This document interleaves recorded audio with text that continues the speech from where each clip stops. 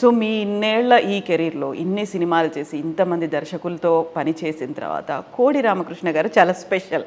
ఎందుకని స్పెషల్? కోడి Ramakrishna is genius of director. ఎందుకంటే అతను ఆర్టిస్ట్ని బట్టి అతను మోల్డ్ అవుతాడు, అతనికి మోల్డ్ చేసుకోడు ఆర్టిస్ట్ని.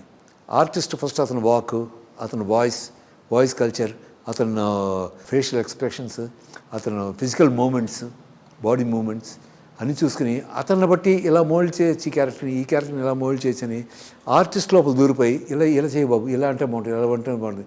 ప్రతి ఆర్టిస్ట్ని ఇండివిజువల్గా చూపించే ఒక కెపాసిటీ ఉంది అతను. That is one of the greatest feelings which director has. అటువంటిది కోడి ఈజ్ ఎ జీనియస్. ఒక చిన్న ఆకుకూర ఆగిస్తే దాంతో ఆకుకూర చేసేస్తాడు, మిగతా పిచ్చి ఆకులను కలిపి. అంత టాలెంటెడ్ ఫెలో ఈజ్.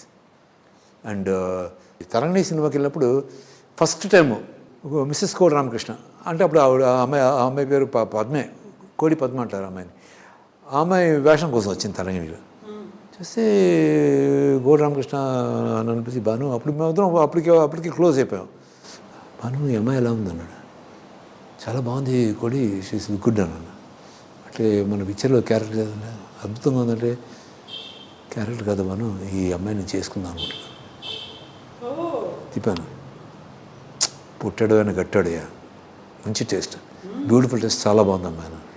నిజమన్నట్టు నువ్వు పెళ్లి చేసుకున్నట్టయితే ఈ అమ్మాయికి సినిమాలు కట్ చేసి ఇమీడియట్గా చేసుకో, షీఈస్ వెరీ గుడ్.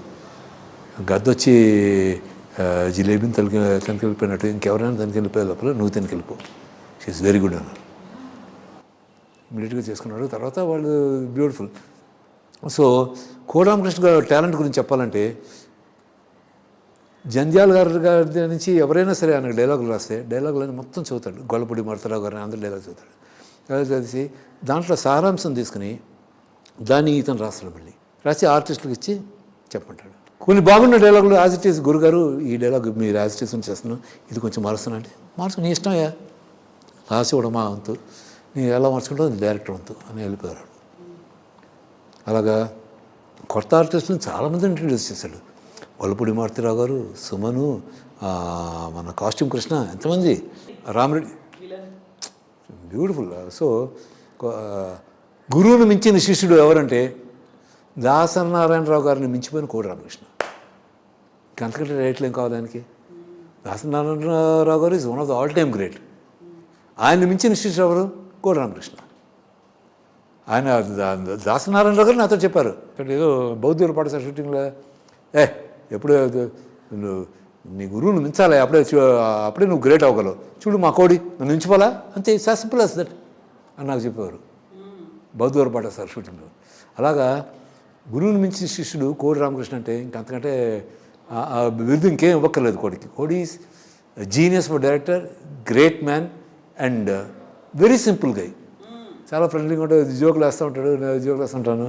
అది బాను ఏంటి ఎలా ఉంది ఏంటి ఆడక చూస్తున్నా, ఏమైనా నచ్చింది అడుగుతుంటాడు, జోకులు వేస్తుంటాడు, మళ్ళీ జాలీగా ఉంటాడు. నేను కోడి ముగ్గురు కలుసుకున్నాం అంటే ఎప్పుడు ఆ గుంపులో నీకు ఏమైనా నచ్చింది, నాకే అని ఇలా మాట్లాడుకుంటాడు, చాలా సరదాగా ఉంటాం. సో ఇది చెప్దాం. సో నా ఇదేంటంటే కోడి అంత తొందరగా పోవాల్సిన వ్యక్తి కాదు.